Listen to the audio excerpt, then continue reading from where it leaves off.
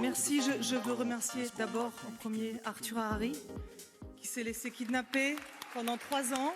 C'est pas un scénariste, c'est un cinéaste et je l'ai kidnappé, enfin il s'est laissé kidnapper. Hein. Et on a écrit ce film ensemble et c'est...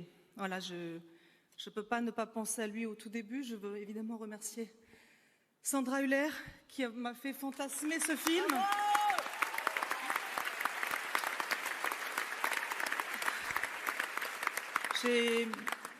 J'ai fantasmé, merci en fait de m'avoir laissé habiter ton cerveau, ton corps. Et merci évidemment à Milo, cet enfant qui est arrivé comme ça. Merci à Swan Arlo évidemment, à Antoine Reynard et à mes producteurs chéris, à Marie-Ange Luciani, à David Thion. Merci énormément évidemment à MK2, au Pacte.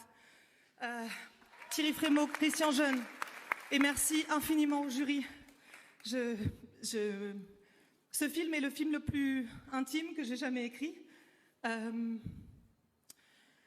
Je pensais pas avoir ça, donc forcément je pensais switcher très vite sur autre chose. Mais voilà, je voulais juste dire que je suis heureuse d'avoir fait un film. Parce que je suis allée voir mes producteurs en proposant une série et ils m'ont dit tu devrais peut-être faire un film. Donc je suis heureuse d'avoir fait ce film avec vous et voilà. Mais ce soir, vous me donnez la parole et je ne peux me contenter d'évoquer la joie que je ressens. Cette année, le pays a été traversé par une contestation historique, extrêmement puissante, unanime, de la réforme des retraites.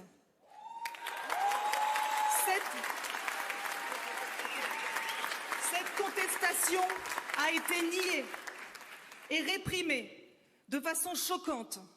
Et ce schéma de pouvoir dominateur de plus en plus décomplexé éclate dans plusieurs domaines. Évidemment, socialement, c'est là où c'est le plus choquant, mais on peut aussi voir ça dans toutes les autres sphères de la société, et le cinéma n'y échappe pas. La marchandisation de la culture que le gouvernement néolibéral défend est en train de casser l'exception culturelle française.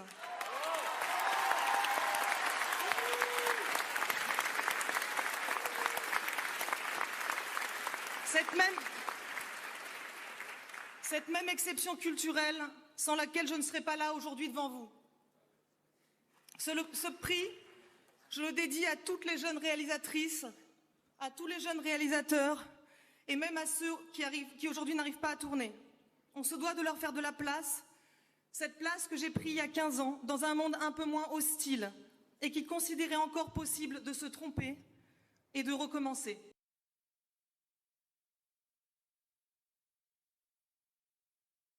But now we come to a period that I call the battle for identity. Lies my grandma told me. Yeah, superstitious devices. Lies my grandma told me. What? Urban mythological rules and bubble mice, yeah. Salut les kids et bienvenue dans En attendant Godard, saison 16, épisode 1. Émission, c'est la reprise, chute à l'arrière du peloton et pas le temps de niaiser. Donne-moi ta main et prends la mienne, la cloche a sonné, ça signifie la rue est aux flics, que les tonfas viennent, mais oui, les vacances sont finies. Nous avions pour nous toute la nuit et on matera des films, quoi qu'il advienne.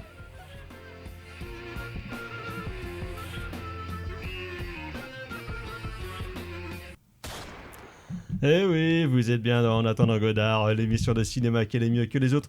Et donc au programme ce soir, vous l'avez compris, c'est la fin des vacances, c'est la fin de l'été, c'est la fin de batifoler dans l'eau. Donc c'est la reprise et pour ça nous allons faire une mini rétrospective de quelques films de l'été. Nous n'allons pas parler de tout, loin de là, déjà parce qu'il y en a plein qui n'ont rien branlé, qui n'ont pas fait leur travail. Et puis en même temps, c'est vrai qu'on avait un peu autre chose à foutre. Mais donc nous parlerons notamment, vous l'avez entendu en pré-générique, du nouveau film de Justin Trier, donc Anatomie d'une chute, qui a eu la Palme d'Or au dernier Festival du film de Cannes. Ensuite, nous parlerons rapido presto de Barbie de Greta Gerwig, de Oppenheimer de Christopher Nolan et de Limbo de Soi Cheng. Et pour parler de ce jeu programme autour de cette table, il y a bien évidemment la fine fleur de la critique du Grand Ouest à ma gauche, toujours à ma gauche, il est de retour, c'est Thibaut. Bonsoir Thibaut. Salut Thomas, salut à tous. Il y a également Justine. Bonsoir Justine. Bonsoir. Et également avec nous et à la mise en son de cette émission ce soir, il y a le docteur Erwan. Bonsoir docteur. Bonsoir. Donc voilà, ce sont les forces en présence. Nous sommes très heureux de vous retrouver pour cette 16e saison. En plus, cette année, on va fêter nos 15 ans. Alors Thibaut, quel effet ça vous fait d'avoir 15 ans ? Il n'y a plus de paquets de camel par 10. Non, c'est exactement, ça ne nous rajeunit pas. Non, c'est ça. Donc voilà, parce que l'émission a été diffusée pour la première fois le 10 octobre 2008. Qu'est-ce que tu faisais Thibaut en 2008 ? Tu n'étais même pas à Rennes. Je faisais quoi ? Je devais faire les fraises au Danemark. C'est ça. Et toi Justine, qu'est-ce que tu faisais en 2008 ? J'étais au collège. Ah oui, d'accord, effectivement. Oui. Bon, Erwan, il avait déjà 40 ans, mais... Ouais, alors, anecdote étrange et bizarre. Cette nuit, j'ai fait un rêve très étrange où j'étais renvoyé dans le passé. Et alors, bizarrement, j'étais renvoyé dans l'année 2008. Ah. Et j'avais pas du tout réalisé que c'était relié aux 15 ans. Alors, je ne sais pas. Alors là, je pense que c'est mon inconscient qui parle, mais voilà, j'ai rêvé que j'étais rebalancé en 2008, mais dans mon corps de maintenant. Ah. Enfin, voilà, donc c'était très... Voilà, la double peine, quoi. Camille redouble, mais en 2008 et avec moi à la place. Donc c'était très bizarre. Voilà, très bien. De toute façon, on en reparlera. On va peut-être essayer de faire quelque chose quand même pour fêter cet anniversaire. Bientôt le BEPC. Oui. Voilà, déjà, notamment essayer de faire un petit truc pour l'émission du 10 octobre. Je vais peut-être fouiller dans les archives, voir si je peux pas retrouver des choses rigolotes et intéressantes. Mais bref, on en reparlera. Avant de passer à la section critique de cette émission, quelques nouvelles neufs de tête de ligne. Un seau de merde, docteur. Il m'a jeté un seau de merde en pleine figure. Alors donc les agendas locaux pour commencer. Il y a en ce moment au Ciné TNB 2 focus comme ils disent, enfin il y en a même 3. Il y a un focus sur Louis Malle, un focus sur quelques films de Ghibli et un focus sur quelques films de John Carpenter. Donc qui repasse notamment, je crois qu'il y a New York 97, tout ça. Prince des Ténèbres, Fog, New York 97, Invasion Los Angeles et il y en a et peut-être The Thing, je crois. Non, pas The Thing. Ah non, The Thing, il repasse à la revoir bientôt, c'est pour ça que je m'en pas The Thing, mais je crois que voilà, c'est un peu les ressorties qu'il y avait eu il y a quelques années où on avait passé. Enfin, il y en a quelques-uns qui avaient été passés à l'Arvor. Exactement, notamment. c'est ça. J'avais gagné d'ailleurs une affiche que je n'ai toujours pas reçue. Ça, c'est vraiment dégueulasse. Voilà, comprenne qui voudra. Exactement, hein, c'est monsieur Antonin M. C'est vous qui avez encore mon affiche. Pour ne pas le citer. Non, pour ne pas le citer. Sinon, repasse à partir de jeudi jusqu'à lundi. Il y a 4 séances. Un des chefs-d'œuvre, un des meilleurs chefs-d'œuvre peut-être de Jack Rivett, L'amour fou. Donc voilà, film fleuve absolument fantastique de 4 heures. Absolument merveilleux. Allez le voir en salle si vous le pouvez. Et la séance de lundi sera présentée par nul autre que Simon Danielou. Donc voilà, évidemment, ça va être évidemment formidable. Sinon, en ce moment aussi à l'Arvor, il y a le festival le Play It Again avec 3 ou 4 films qui repassent. Il y a dimanche Jeanne Dielman, donc meilleur film du monde après Sight and Sound, donc de Chantal Akerman. Il y a Marie à tout prix des frères Farelli. Il y a le tatouage de Matsumura que Erwan présente d'ailleurs dimanche dans le 22. Non, pas du tout. Je vous présente ça mercredi. Je présente ça demain soir Ah oui, à c'est pas Saint-Brieuc à le même. 20h au Club Voilà. 6. Donc voilà, si vous voulez, je confonds parce qu'Erwan est encore cette année par Mons et par Voilà. Vaux, toujours sur la route toute la sainte journée, comme disait Gérald de Palmas. Donc Exactement. voilà, en On tout cas. embrasse d'ailleurs. Oui, qu'on qu'on embrasse embrasse au bien fort. passage. Gérald, Rest si in jamais peace. tu nous Non, écoutes. pas Rest in peace, pardon. Non, il est C'est pas vraiment mort. 2008. Oui, là pour le coup, Saut c'est vraiment 2008. 2008. Sinon, dans le cas des sorties nationales, il est sorti la semaine dernière. On en parlera la semaine prochaine parce que c'est absolument merveilleux. Le nouveau film de Rabat Hammerzaimush, Le Gang des Bois du Temple, donc qui passe à l'Arvor et on en parlera très largement la semaine prochaine parce que ça le mérite amplement. Sinon, on sort demain Un métier sérieux, le nouveau film de Thomas Litti qui avait fait Médecin de campagne, la série Hippocrate, première année. Donc voilà, sur les profs avec Vincent Lacoste et François Cluzet. Sur des profs de médecine ? Non, sur des profs normaux. C'est fini la docteur-exploitation là ? Oui, Ok. c'est ça. Mais il va probablement y revenir dans quelques François Cluzet. Putain, mais je suis comme le prof principal de ton fils, quoi. C'est pas vrai. C'est le service public exploitation. Exactement, c'est ça. Ça manque de Vincent Lindon au conseil d'éducation, toute cette Ah oui, histoire. c'est vrai que ça serait. Mais il y a eu un film dernièrement avec Roche Dizem qui s'appelait Le Principal, donc déjà en tant que figure d'autorité, ça fait un peu peur. Sinon, il y a le nouveau film de Michel Gondry, Le Livre des Solutions avec Pierre Ninet qui sort aussi demain. Au rayon des comédies, il y a le nouveau film de Catherine Breillat l'été dernier avec Léa Drucker. Il y a aussi au rayon des comédies Les Secrets de la princesse de Cadignan, le nouveau film réalisé et avec Ariel Dombal. Je sens un enthousiasme limité d'un coup. Encore des comédies. Quand j'ai vu le titre, je dis non. Encore une comédie, le nouveau film de Philippe Garrel qui est dans la sauce en ce moment pour quelques attouchements apparemment. Donc Le Grand Chariot, un film avec son fils, sa fille et puis sa petite fille, voilà, tourné en famille. Et puis parce qu'il fallait bien quelqu'un pour jouer le propre rôle de Philippe Garrel, il y a Aurélien Recoin, voilà, pour jouer Philippe Garrel. Et sinon, encore une comédie, décidément, mais quelle semaine de LOL. Il y a La Nonne, la malédiction de Sainte-Lucie, nouvel avatar de la non-exploitation que l'on aime tant ici, sous-genre absolument débile et merveilleux du cinéma d'horreur. Mais c'est le deuxième ou troisième. C'est le parce qu'en fait, deuxième. Ouais, si je mes crois que souvenirs c'est sont ça, bons, c'est- la nonne, c'est une méchante dans un Insidious ou dans un Conjuring. Un Conjuring, je crois, un Conjuring. C'est ça, ouais. Donc c'est genre, un genre de spin-off de Conjuring. Et c'est le deuxième ou le troisième déjà, Ah ouais. je crois. Parce que je crois qu'il y avait déjà eu une première nonne en fait. Il y avait déjà eu la nonne, et là c'est la nonne 2 quoi. Enfin, la nonne- malédiction de Sainte-Lucie. La malédiction de Sainte-Lucie. Sainte-Lucie qui est, je crois, la sainte patronne des électriciens, si je ne dis pas de bêtises. Ah, d'accord. Ok. Voilà. Et pas à pas confondre avec Sainte Rita, Voilà. patronne des mauvais films français. Exactement. Notamment Mon curé chez les Thaïlandaises. Exactement, formidable. Non, dans Mon cœur chez Thaïlandais, c'est Sainte Clara, Ah, c'est pas Sainte Clara, Sainte Rita. pardon. Voilà. Sainte Rita, c'est les causes désespérées. Si C'est je ne ça. me trompe Il pas. y en a deux saints patrons des causes désespérées. Il y a Sainte Rita, qu'on voit notamment dans le film Lovely Rita avec Christian Clavier, réalisé par Hervé Palu, je crois. Et l'autre saint patron des cas désespérés, c'est Saint Jude, qu'on voit notamment dans Man on Fire de Tony Scott. Mhm. Et voilà. Oui, écoutez, Merci pour cette petite éclairage, exergue œcuménique exactement. de bonne aloi. Et à propos d'œcuménisme, il va en être question dans la variété des films dont nous allons parler dans la section critique de cette émission, mais tout de suite on va se mettre en jambe avec un coup de grâce.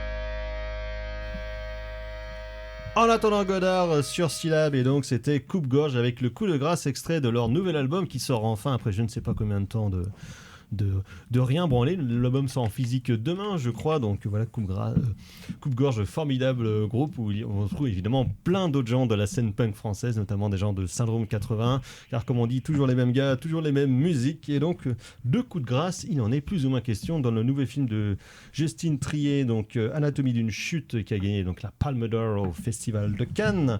Et qui a été critiqué notamment à cause de la discours de la réalisatrice qu'on a entendu en pré-générique de cette émission. Mais néanmoins, le film, au-delà on va dire, de ses aspects polémiques extra cinématographiques, bien qu'elle ait quand même sacrément raison. Donc le film est intéressant à plus d'un titre. Justine Triet, elle a commencé il y a justement un peu plus d'une dizaine d'années. Son premier film, c'était en 2012 ou 2013, si je ne m'abuse, La bataille de Solferino, qui s'inscrivait dans le cadre du nouveau jeune le cinéma français qui arrivait avec des Antonin Perret-Jadko et puis compagnie. La Après- Vincent Macaigne exploitation. Exactement, c'est là on a commencé à voir Vincent Macaigne absolument partout, dans tous les films, dès qu'il pouvait le mettre quelque part. D'ailleurs, il est encore là maintenant, Partout en survette, partout en survette dégueulasse, mal rasé. avec des cheveux gras dans le cou et un début de calvitie. Bref, ça nous rappelle des gens qu'on connaît, tout ça. Et donc après, elle a continué à ouvrir plus ou moins dans le cadre de la comédie avec Victoria, son premier film avec Virginie Efira. C'était formidable. Qui est un très chouette film. Après, elle a fait en 2016 Sibylle avec Efira et Adèle Exarchopoulos, Qui est très curieux. qui est un film très curieux aussi. Et là, au fur et à mesure de sa filmographie, elle a commencé à enlever les éléments de comédie pour aller vers des choses de plus en plus dramatiques. En l'occurrence, dans Anatomie d'une chute, c'est le cas. Film qu'elle a coécrit avec le metteur en scène Arthur Harari, réalisateur des formidables Diamant Noir et Onoda 10 000 nuits dans la jungle. Et qui est son compagnon, il faut Qui est son préciser aussi, compagnon. comme parce qu'il s'agit d'une histoire de couple. Donc Voilà, c'est ça. Donc le couple à la ville et en même temps derrière les claviers. Et donc qui nous parle d'une écrivaine incarnée par Sandra Hüller qui vit au fin fond à côté de Grenoble, vers chez vous, je crois, mon cher Thibaut.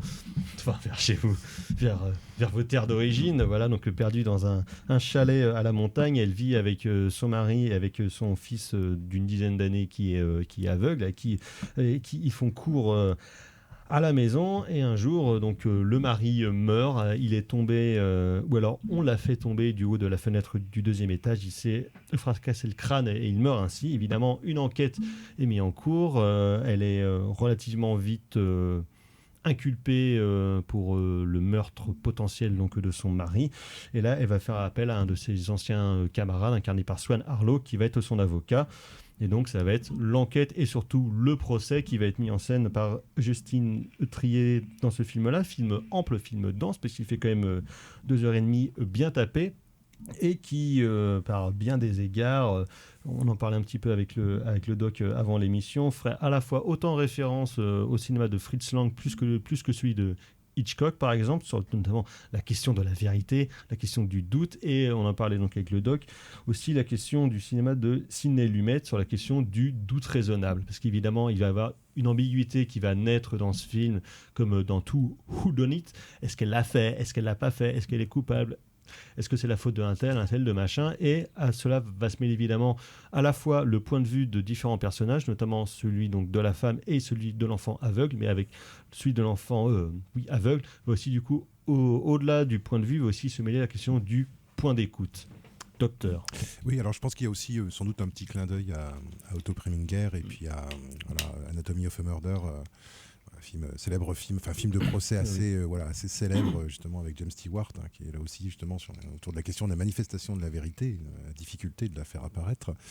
Moi c'est un film. Bon, moi j'avoue que je ne connaissais pas votre connaissance de Justine Triet. Moi je confesse que c'était le premier film de cette réalisatrice que j'avais l'occasion de voir, et je dois reconnaître que j'ai été plutôt convaincu, voire même très convaincu, puisque le film, en s'inscrivant justement dans la veine du film de procès, qui est plutôt une veine, on va dire, anglo-saxonne, je trouve il se saisit bien en fait de ce sous-genre du film criminel, avec notamment quelque chose, alors notamment plusieurs choses intéressantes. Il y a beaucoup de choses intéressantes, mais d'une part, il y a le fait que faut bien signaler que ça joue bien.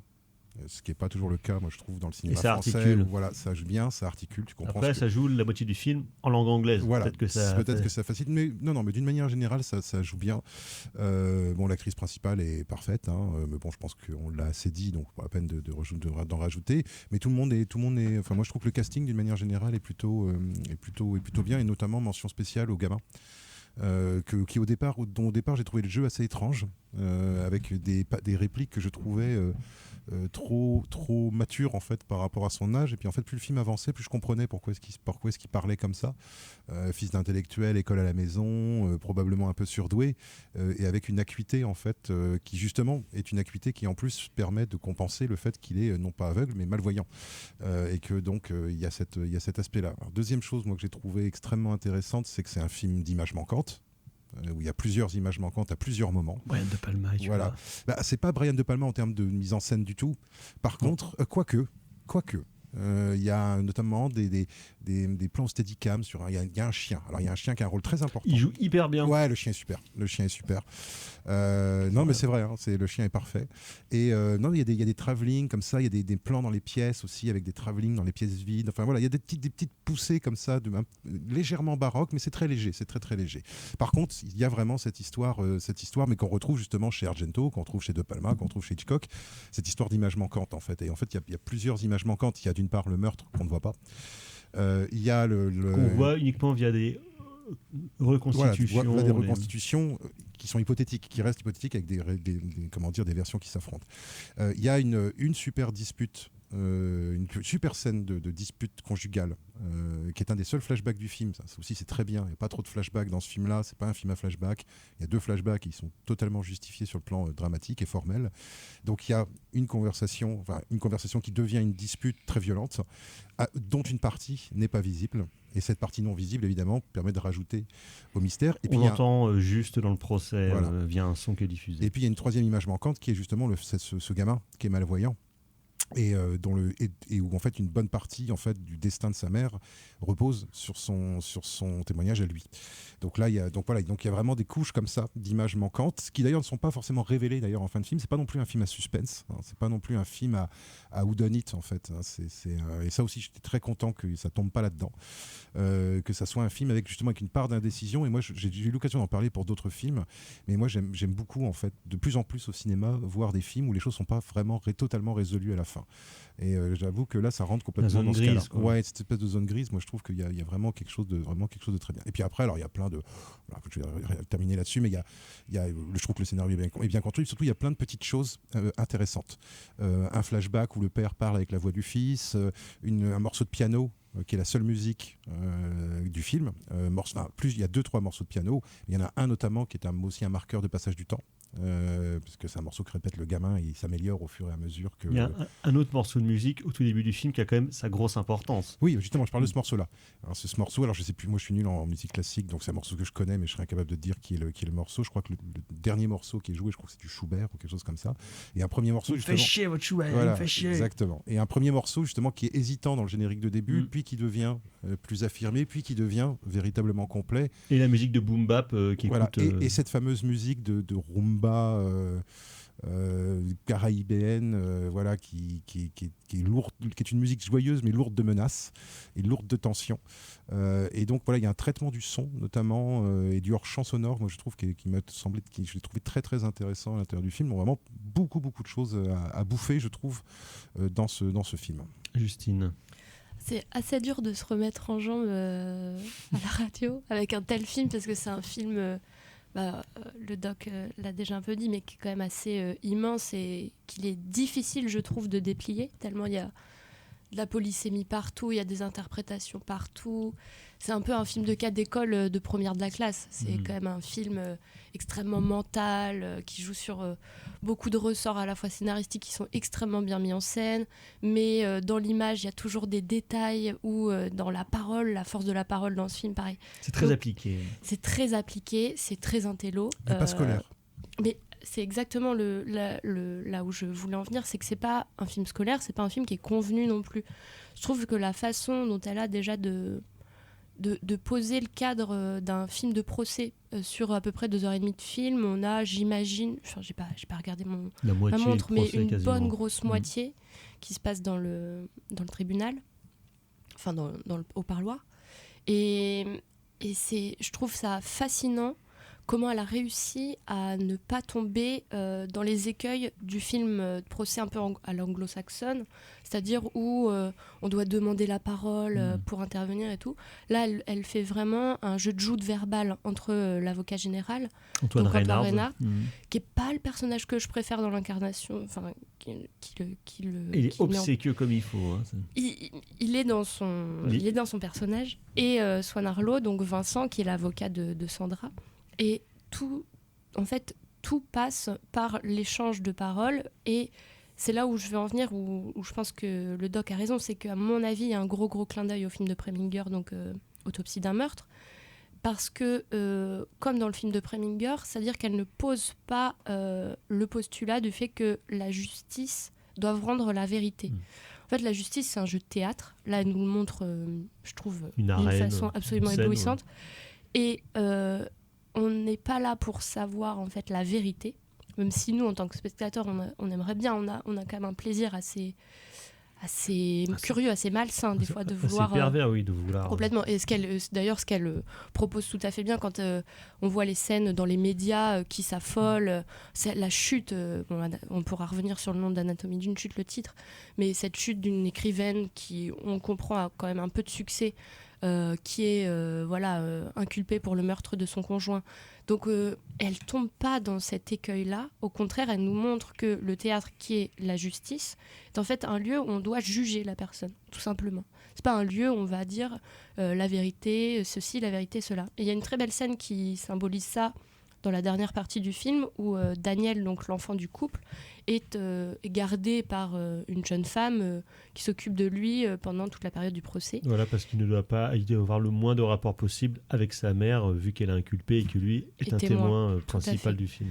Et donc cette jeune femme lui dit, écoute Daniel, si tu ne sais pas le choix si tu ne connais pas la vérité, il faut que tu fasses ton propre choix, et c'est cette décision-là qui est le plus dur. C'est cette décision-là qui va guider après tes actes et tes paroles.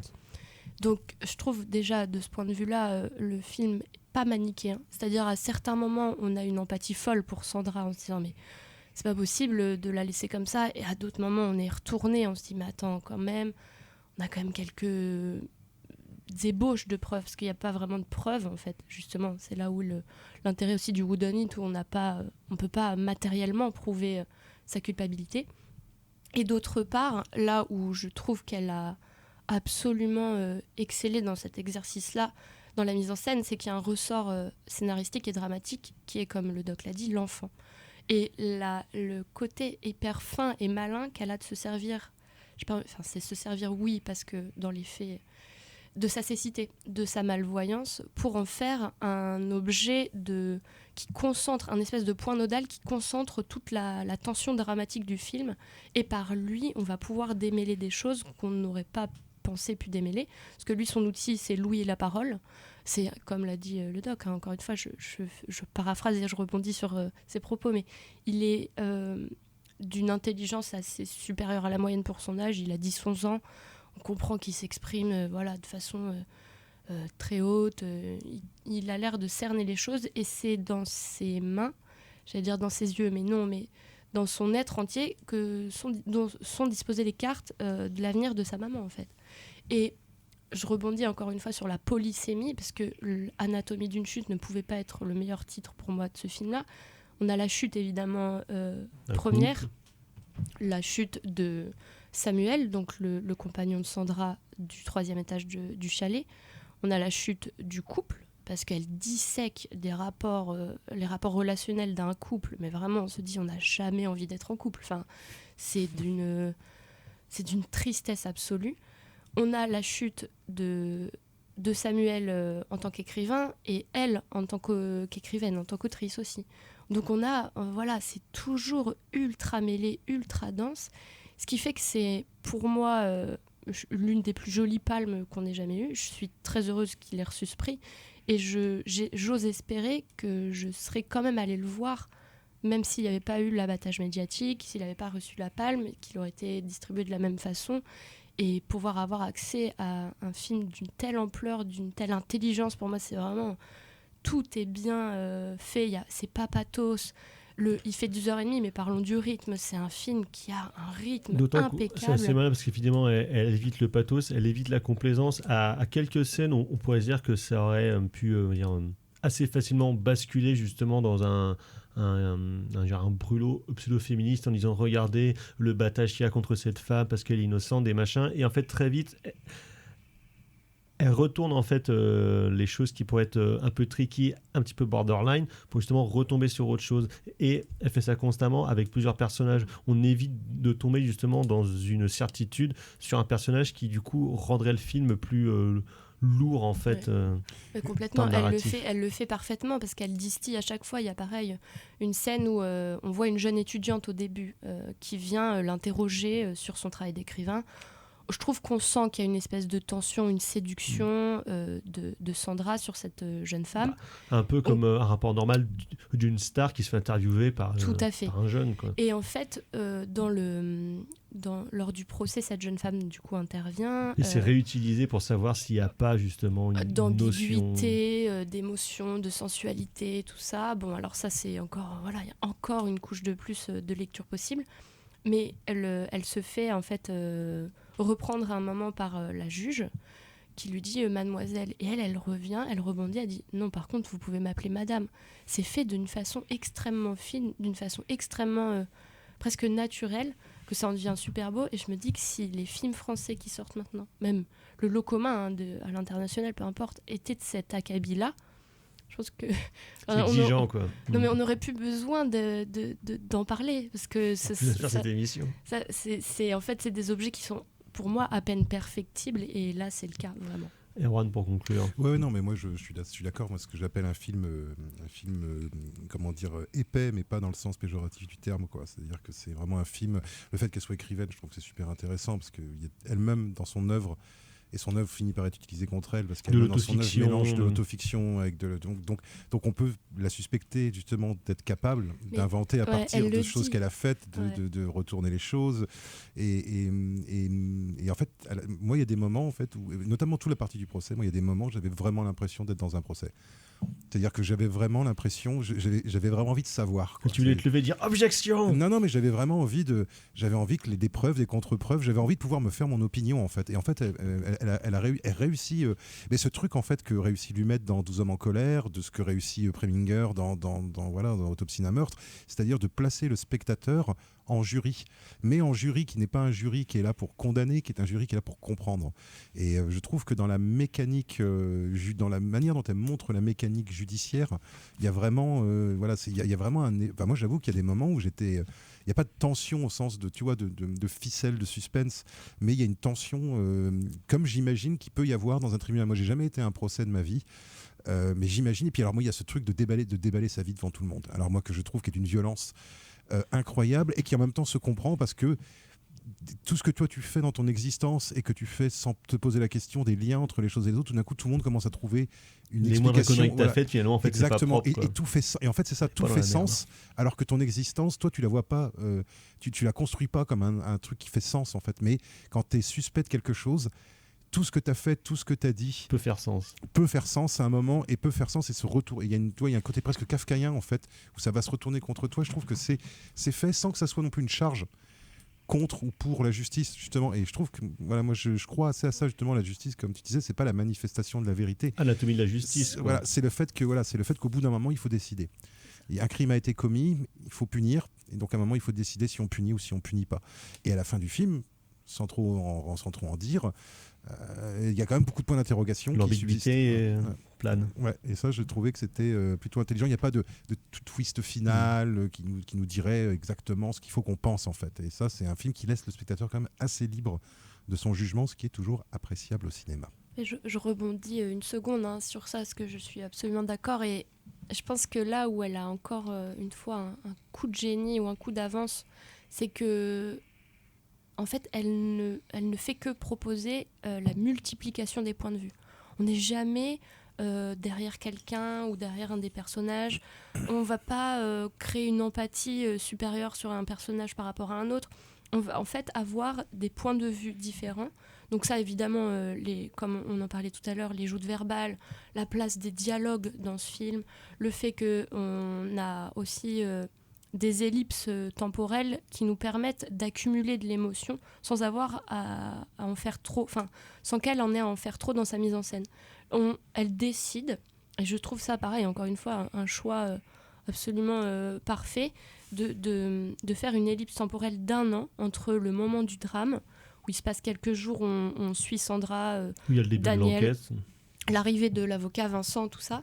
Et 1 an après, on a le procès, et qui dure pendant 1h30 du film, sans jamais qu'à aucun moment on s'ennuie. Donc en fait, encore une fois, elle n'a pas besoin d'utiliser des ressorts maintenant assez, j'ai envie de dire, assez normaux, voire un peu communs. On commence à s'enlacer dans les structures narratives et et formelle du cinéma contemporain, donc des passages, des plans de coupe, des passages en voiture avec de la musique, tout ça. Non, ça, des flashbacks perpétuels. Justement, même le flashback, est-ce que ça en est pas vraiment quand on... En fait, il s'agit d'une preuve d'un enregistrement audio sur le portable du défunt et qui est diffusé pendant le procès, sur lequel nous, on a les images de cette fameuse dispute entre les deux. Une partie des images. La fin, effectivement, on revient dans le tribunal. Et est-ce que c'est pas... Moi, je me suis dit, est-ce que c'est pas les yeux de Daniel, encore une fois, qui s'imagine ça? Parce qu'on a quelques moments où lui, on est dans son espace mental et on voit, lui... les choses qu'il a vues. C'est notre relais, de toute façon, dans le film. Daniel, pour moi, c'est lui. C'est-à-dire qu'on s'identifie à elle, mais finalement, le point celui qu'on suit dans le film, c'est vraiment Daniel. Moi, j'ai trouvé. C'est un gamin qui, apparemment, ils ont eu beaucoup de mal à caster. Tu m'étonnes. Mais alors là, cet enfant a un avenir. C'est aussi rare de voir un enfant qui joue, c'est ça, aussi bien, de façon aussi belle, et qui arrive à faire procurer juste par un regard, non-regard. Je joue un peu sur sa malvoyance, mais qui arrive à procurer autant d'émotions, parce qu'il est placé aussi dans un film taillé pour lui, ça c'est vrai. Donc voilà, c'est le film de Justine Triet, Anatomie d'une chute, actuellement dans vos salles. C'est pas mal, si vous voulez bien rigoler pendant 2h30. Alors non, par contre, on rigole pas. Voilà, on va passer à toute autre chose, mais en attendant, on va écouter, si ce n'est le tube de l'été, en tout cas le tube de mon été.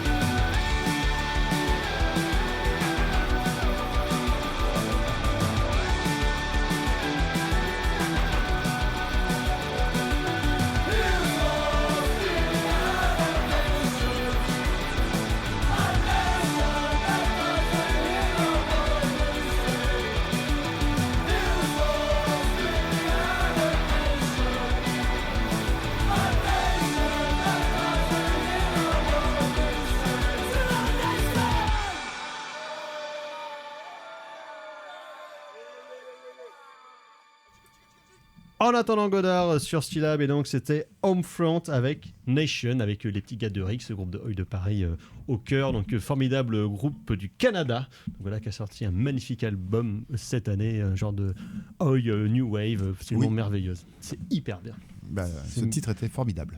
Et voilà, dans un tout autre genre, mais pour rester dans la bonne humeur et la joie, donc il est sorti cet été, c'est déjà le plus gros carton de l'année, plus de 1 milliard de recettes, donc c'est Barbie de Greta Gerwig, ancienne resta du cinéma indé Made in New York, avec son compagnon Noah Baumbach, ici co-scénariste du film, qui donc avait fait Frances A, Lady Bird, je me demande, c'est pas elle qui a fait Les filles du Docteur March récemment aussi, donc voilà, il y a tout ce que j'aimais pas du tout. Et Noah Baumbach, dont le dernier film était sorti sur Netflix. Voilà, qu'on avait parlé l'année dernière. Et qui a fait quand même une dizaine de films. Ouais, voilà. C'est quand même des gens. Pas forcément été trop vus, mais. Assez productifs. Ouais. Et bref, tout ça pour dire que. Grand pote de De Palma.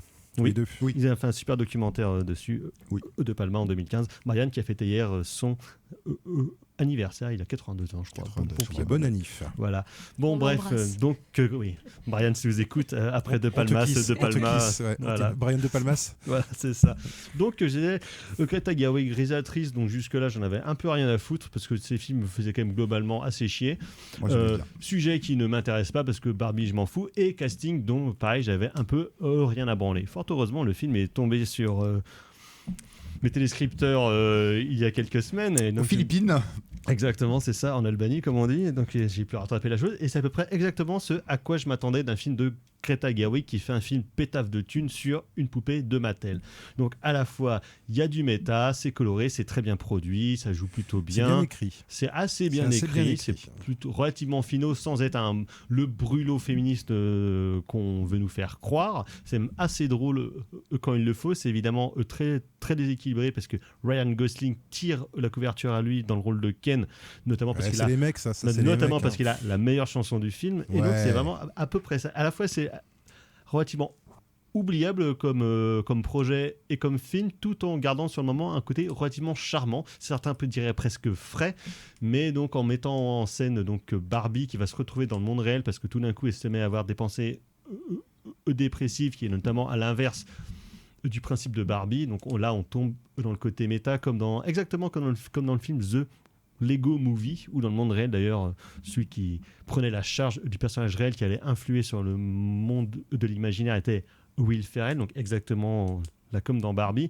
Donc à la fois il y a du processus méta relativement facile, il y a évidemment un côté cynique évident dans le film, ne serait-ce que par la démarche mercantile et commerciale de Mattel qui se met en scène dans le film, donc dans le rôle de la grande firme qui a créé Barbie, et à la fois il y a vraiment un côté cynique, ironique et en même temps relativement premier degré dans beaucoup d'aspects du film, ce qui donne un mélange assez étonnant, pas forcément toujours bien tenu, mais relativement intriguant. Floret. Oui, c'est un film que j'attendais, voilà, parce que quand j'avais vu les premières images du casting, donc Margot Robbie et Ryan Gosling, voilà, mis en scène par Greta Gerwig, donc cinéaste et actrice que moi j'affectionne, coécrit par Noah Baumbach, cinéaste et que j'affectionne également. Voilà, tout ça me titillait. Et en effet, le film est très problématique en fait. Enfin, très problématique. Le film est problématique. Ambivalent plutôt. Moi, parce que le film se tient très bien. Ça joue comme des brutes. On oublie que Ryan Gosling derrière son pseudo-jeu limité, parce que je trouve que c'est un acteur qui joue extrêmement bien. Bon. Il est très très bon quand il fait de la comédie. Quand il fait dans la comédie, on se souvient tous de The Nice Guys, par exemple. Donc ça joue comme des brutes. La production design est hallucinante, surtout dans le monde de Barbie. Là, c'est très bien fait. C'est exactement l'imaginaire que tu te fais toi quand tu joues ou j'ai deux petites sœurs. Ah oui, pareil aussi, moi j'ai une petite sœur. Donc Barbie, mais vous avez le droit, messieurs. Oui, j'ai joué. De toute façon, j'ai joué au Barbie. Oui, il n'y a pas de problème pour dire ça. Et c'est exactement la pensée qui est enclenchée toi en tant que joueur ou joueuse de Barbie. Les numéros musicaux sont formidables. Oui. Donc tout ça fait que le film est long, hein, ça fait 1h55, un peu moins d'1h55, mais tout ça fait que on est dans une écriture et dans une science du rythme qui est hautement louable. Néanmoins, moi ça me pose problème dans le sens où tout le discours autour de mais qu'est-ce que ça représente Barbie ou qu'est-ce que ça représentait, parce que maintenant ils ont essayé un petit peu de s'ouvrir et d'être un petit peu plus inclusif, mais bon, on se rappelle que j'ai dit essayer. On se rappelle qu'à une époque, c'était très monomaniaque, très stéréotypé. Et même le discours sur Mattel, sur les grandes firmes, tout ça, je trouve que ce cynisme-là est en fait une des grandes forces du capitalisme, c'est qu'il arrive à nous faire croire... C'est la récupération directe. C'est de la récupération en fait d'une pseudo, du coup, rébellion, et ça en fait ça m'embête. Alors j'attendais pas. C'est la récupération de la critique, mais qui est elle-même marketée par la propre firme. Voilà, donc j'attendais pas à ce que Barbie soit un film révolutionnaire, loin de là, mais je m'attendais à peut-être quelque chose, voilà, de moins cynique et qu'on plonge, voilà, directement dans le monde qui irrigue ses poupées. Et en fait, voilà, cet aller-retour et puis ces discours, j'ai trouvé. Alors, je ne doute pas de la démarche, de la sincérité de Greta Gerwig et Noah Baumbach, même si je pense qu'ils sont suffisamment intelligents pour inclure ça dans leur film. Moi, c'est Mattel, en fait, que je blâme. Est-ce qu'on peut blâmer une grande firme comme ça? C'est qu'en fait, voilà, ils sont. Tu vois très, en fait, tu vois très bien, en fait, tu vois très bien la réunion de costard cravate en train de se dire ah ouais, mais on va se mettre. On va se faire un petit peu d'auto-parodie parce que ça fait cool et comme ça va super bien passer auprès du public, comme quoi on est une firme qui prenons un peu le dessus mais on reste cool. Et tout ça, en fait, ça m'énerve un petit peu. Et le problème, c'est que ça marche. Et c'est que ça marche. Parce que les gens arrivent en rose dans les cinoches. Et du coup, Mattel, ça va être quoi? Super plan média. Ça va être les nouveaux Marvel, parce qu'ils prévoient déjà de faire un jeu. Voilà, Uno, le problème, c'est que autant... ça va se planter, parce que leurs autres produits à Mattel, c'est pas... Uno. Ouais, voilà, c'est ça. Ouais, mais autant t'as Greta Gerwig et Noah Baumbach derrière un projet. Donc allez, ok, on a des gens on a des personnes qui sont talentueuses, mais qu'est-ce qu'ils vont faire après? Ils vont aller rechercher des yes man et des yes woman pour faire absolument n'importe quoi. Donc ça va devenir, il va y avoir une franchise Mattel. Parce qu'un milliard de dollars, laisse tomber, ça va capitaliser dessus. Et voilà, je trouve ça pénible, en fait.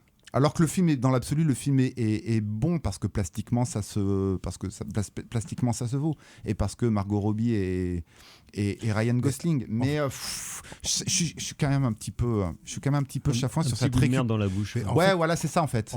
J'ai l'impression de me faire avoir tout en ne me faisant pas et sans m'être fait avoir. Alors, c'est très particulier comme sensation. En fait, moi je me suis demandé, je me suis dit tiens, qu'est-ce qui serait passé si en fait le film avait été un film sur Barbie sans avoir les autorisations de droit de Mattel, c'est-à-dire où ça aurait été une fausse poupée qu'on aurait appelée Margaret ou un truc comme ça. Et pas très sexy Margaret. Non mais Maggie, tu vois, Maggie ou Barbie c'est Barbara. Voilà, Maggie, tu vois, et d'un truc où on aurait vu à travers le filtre que c'est de Barbie qu'on parle, sans que Mattel donne son autorisation, en fait, sans avoir l'aval de Mattel. Et mais après, moi je peux comprendre. Il y a peut-être déjà des sous-versions qui existent chez Asylum ou je sais pas quoi. Ouais, c'est ça. Barbie contre Crocosaure. Et voilà. Mais voilà, moi je ressens exactement la même chose que toi, c'est-à-dire que je ressens vraiment une ambivalence dans ce film-là, et quelque part j'ai pas du tout détesté le film, mais effectivement cette dimension capitalistique m'empêche de l'apprécier vraiment, en fait. C'est ça, je reste sur une espèce de retenue, en fait, parce que je me dis ouais, mais quelque part vous me prenez quand même un peu pour un con. Tu vois, tout à fait. Il y a un peu ce sentiment, là. C'est bien écrit, c'est bien joué, c'est plutôt bien filmé. C'est pas, et pour un blockbuster, c'est pas ce qui s'est fait de pire en blockbuster ces dernières années, tu vois. À la photo, c'est Rodrigo Prieto, qui est un immense chef-op. Oui. Ouais, non, il y a plein de trucs, tout le côté fake du monde de Barbie. Moi, je trouve qu'il y a plein de trucs super bien en termes d'image. Enfin voilà. Mais effectivement, t'as cette espèce d'ombre, l'ombre de Mattel qui est derrière, quoi. Et tu sens les mecs qui se frottent les mains en faisant miam miam miam miam par ici, tu sens le bruit du tiroir caisse à un certain moment, voilà. Et ça, moi j'avoue que ça me laisse un peu ambivalent. Pour autant, c'est pas un film, c'est ça le truc, c'est compliqué parce que c'est pas un film détestable. Non. C'est ça, c'est non, c'est pas un film détestable. Donc Ils sont forts, ces Américains. Ouais, ils sont forts, c'est capitalistes. Quoi. Ils sont forts, c'est capitalistes. Donc voilà, on va s'arrêter là, on va parler rapido presto. Malheureusement, on n'aura pas assez le temps d'en faire les caisses, mon cher Erwan, de Oui, pas de Limbo souci. de Soi Chiang, qui est sorti en France au début de l'été, qui tournait déjà dans plein de On pourra festivals. peut-être en parler quand il sortira en DVD. Oui, voilà. Donc, Dans 2-3 mois. Là. on pourra en reparler. On pourra en faire reparler. super film. Mais bon, on peut déjà quand même l'évoquer. Donc, Limbo de Soi Chiang, polar made in Hong Kong, comme on ne l'avait pas vu depuis longtemps, parce Ouais. qu'on sait bien que donc Hong Kong, c'est compliqué quand même depuis plusieurs années, et pas que pour le cinéma. Et donc là, un polar très très noir qui se passe quasiment exclusivement de nuit, mais presque que de nuit, et surtout sous la flotte, et avec une vision de Hong Kong. Et pourtant, avec Erwan, on a vu quand même un sacré paquet de films tournés à Hong Kong, une vision de Hong Kong que je n'avais quasiment jamais vue. C'est vraiment dans les bas-fonds de Hong Kong, sur la traque de 2 flics d'un tueur en série. C'est du Ringolam au cube, en fait. Ouais. Du Ringolam au cube, puisque ça reprend notamment une scène de Full Alert. Enfin, à mon avis, c'est quand Scène même du flingue. très inspiré de cette scène de Full Alert où le flic cherche son flingue dans les ordures. Et pour moi, c'est un film c'est un polar, mais à mon avis, c'est aussi un film politique. Ah oui. Parce que ça montre un Hong Kong qui est en pleine décomposition, en fait, qui crève de Qui ça. pourrit sur Qui elle-même. crève du consumérisme, qui crève c'est un monde d'ordures. Voilà, c'est vraiment un monde d'ordures avec des gens en plus qui sont laissés, enfin une population qui est laissée, notamment une population féminine, qui est complètement laissée à l'abandon, qui est complètement et à part ces 2 flics qui s'intéressent vaguement à leur sort, voilà, on a l'impression que voilà, les femmes meurent dans l'indifférence la plus complète. Donc c'est un film qui est extrêmement violent, à la fois sur le plan, on va dire policier, et hyper violent sur le plan sociétal. Avec malgré tout, justement, moi je trouve aussi cette originalité d'avoir des scènes un peu à la King Kong, c'est-à-dire avec des trucs un peu spectaculaires, notamment une scène dans une voiture où il y a une des victimes en fait qui essaye d'échapper à des hommes de main avec des bâtons, et elle est obligée de se cacher dans une voiture. Enfin, et des scènes qui sont kung-fu-esques mais qui restent réalistes. Même en termes de mise en scène, Ouais. la scène de poursuite où le flic pourchasse la meuf en bagnole, puis après ça se déroule sur un genre de parapet en pente, c'est hyper impressionnant. Ouais, En termes de mise en scène, clairement, le mec il avait déjà fait des films avant, il avait fait la nouvelle trilogie d'après la légende du roi singe, le deuxième SPL aussi, si je dis pas de bêtises. Donc c'est quand même un mec qui a du métier, qui clairement sait filmer sa ville, en tout cas a envie de la montrer sous un jour. Non, ouais, carrément, et qui connaît bien, connaît bien Hong Kong. Et moi, j'ai trouvé que j'ai été très content ça m'a rassuré légèrement de me dire ça bouge encore à Hong Kong, justement, sous l'état d'ordure. Sous l'état d'ordure, il y a encore de la vie. Il y a encore une fleur qui va éclore de ce il y a tas de encore de la merde. vie. Mais c'est éprouvant comme film. Il y a une scène de viol notamment qui est qui est dur. Globalement, la violence du film ouais, est pas sympa. C'est de la violence pas belle. C'est pas de la violence héroïsée ou idéalisée, pas du tout. Quoi. Pas de l'heroic bloodshed ou les... Non, c'est cru. C'est vraiment le Ringolam Kirkong, quoi. C'est vraiment dans cette veine-là. Moi, j'ai vraiment trouvé ça, quoi. Donc voilà, c'est Limbo de Soi Chiang, voilà, qui n'est plus en salle, mais nous vous invitons à le redécouvrir dès qu'il sortira en Blu-ray. On essaiera d'en reparler. On va pas avoir le temps, Aaron, je suis désolé. Je peux te le faire en 30 secondes. Vas-y. Alors, Oppenheimer, moins mauvais film de Christopher Nolan depuis The Dark Knight. Par contre, Christopher, please, arrête de faire des films qui sont pas chronologiques. Il n'y a pas besoin. Oppenheimer, tu pouvais le faire dans l'ordre chronologique, ça fonctionnait très bien. Deuxième chose, arrête de mettre de la musique tout le temps. Voilà, parce que la musique, elle est très sympathique, mais elle enrobe le film de manière permanente. Et en fait, moi, j'en viens à me demander, je me dis, mais Christopher Nolan, je me demande s'il n'a pas un problème de confiance en lui. Parce que je me dis, pour s'appuyer autant sur de la musique, alors qu'il y a plein Il surcompense. Bah oui, c'est un film de mecs qui parlent dans des bureaux. Tu laisses les acteurs parler dans des bureaux entre eux. On aime ça en plus. Mais non, mais il y a Cillian Murphy, il y a Robert Downey Jr. T'as juste à les laisser jouer, les gars, quoi. Tu vois, t'as plein de second rôles en plus qu'on a vu dans plein de films. Tout le monde est très bien, les acteurs sont tous très bien. L'histoire est intéressante. La scène du décès de la bombe atomique est plutôt bien foutue. Voilà, moi je trouve que ça dure 3 heures, mais je me suis pas emmerdé. Ce qui est pas mal pour un Nolan. Donc moi je trouve que c'est un de ces bons films, Nolan, mais encore une fois, dépouille ton cinéma, simplifie un petit peu ton cinéma, parce que je pense qu'il y gagnera. Voilà. Donc voilà, Oppenheimer de Christopher Nolan. On va passer tout de suite au coup de cœur. hop. Ah oui, On est charrette. Oui. Tout à coup, Jean-Michel Mimosé. C'est de la merde. C'est de la merde. Je voudrais que tout le monde merde. s'imprègne. Merde. Tout le monde s'imprègne de cette C'est vraiment la notion plus de grande vie. merde des Extrêmement merdes. important. Alors, rapido, les coups de cœur. Thibaut, je sais que vous avez eu énormément d'émotions devant le film. Oui, alors moi, mon coup de cœur, c'est How Hobby is Dépêche Mode, documentaire de Jeremy Deller, artiste contemporain, d'art contemporain anglais.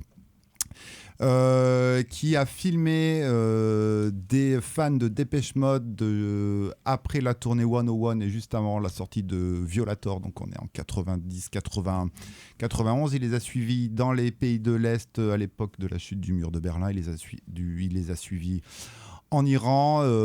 Beaucoup d'émotions, beaucoup de sincérité dans ses portraits. L'occasion de rappeler que la musique de Dépêche Mode est une des plus belles musiques du monde, et c'est pas parce qu'elle retentit au Roison Park que je dis ça. Et chaque but. Et oui, bien entendu. Et que Violator est un immense chef-d'œuvre. D'autant qu'on peut apprécier le film même si on n'aime pas Dépêche Mode. Ah, tout à fait. C'est l'intérêt de la chose. Oui, oui. Justine. Alors, on parle littérature un peu maintenant. Premier rapido, c'est le dernier roman fiction de François Belgodeau qui s'appelle L'amour, qui est sorti là fin août. Rentrée littéraire. Petit roman de 90 pages sur l'amour ordinaire, sans chaos, sans état invraisemblable C'est pas Justine Triet, quoi. d'un couple. Voilà, c'est l'autre pochant de l'amour. C'était absolument sublime. Et gros coup de cœur pour l'auteur américain qui s'appelle Peter Heller, dont j'ai lu 3 livres qui ne sont pas des petits livres cet été, donc qui parcourent le Grand Nord américain, donc les vastes espaces des États-Unis et du Canada, pour en faire un peu entre nature et films et bouquins thriller. C'est absolument sublime, et je tiens à louer le travail des traducteurs, parce que sa traductrice qui s'appelle Céline Leroy fait un travail absolument formidable. Voilà, comme Jacques Mayos pour les bouquins de Ross MacDonald, ou comme voilà, plein d'autres, et d'Edouard Abbé. Donc voilà, pour une fois que le travail de traducteur et de traductrice peut être un peu loué, ça fait toujours du bien. Merci, docteur. Alors, moi, ce sera 2 choses, en fait. Donc, 2 films. Ça sera Les filles de Maï Zetterling, réalisatrice suédoise, qui est aussi une actrice qui a joué chez Bergman, notamment. Évidemment, la suédoise. Et Les filles, c'est justement un petit peu comme Les petites marguerites. Ça fait partie de ces films féministes des années 60. Et là, du coup, effectivement, quand on voit ça après Barbie, on se dit, ouais, Barbie, c'est light too, quand même. En termes de féminisme, c'est très sympathique, mais ça rentrait un peu plus dans l'art, quand même, dans les années 60. Les filles, vachement bien. Et deuxième parce que maintenant les femmes sont libérées. Enfin. Bah voilà, c'est parce que oui, voilà, tout est réglé.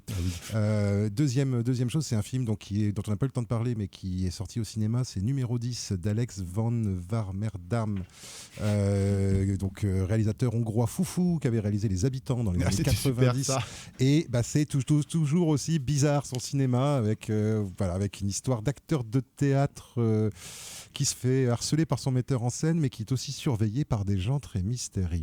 Et c'est un film mystérieusement mystérieux. Voilà. Et c'est très bien. Et très drôle aussi. Enfin voilà, c'est vraiment très bizarre. Si vous voulez des bizarreries, je vous conseille ce film-là. Merci, docteur. Moi aussi, ce sera 2 choses, parce que c'est l'été. Donc, la saison 3 de The Righteous Gemstone de Danny McBride, qui s'est conclue en plein milieu de l'été, c'est évidemment toujours formidable. C'est même de mieux en mieux au fur et à mesure des saisons, et qu'est-ce que c'est drôle. Et sinon, un film colombien de Laura Mora, Los Reyes del Mundo, où une bande de jeunes perdus ont hérité d'un lopin de terre en plein cœur de la Colombie, et ils partent à sa recherche, et évidemment ça ne va pas se passer comme prévu. Film absolument merveilleux. Merci messieurs, dames, merci Erwan à la mise en son de cette émission. On se retrouve la semaine prochaine pour parler notamment de Rabat Albertzheimer. Prochaine émission, prochaine édition. Ciao, bonsoir. Salut. Bonsoir.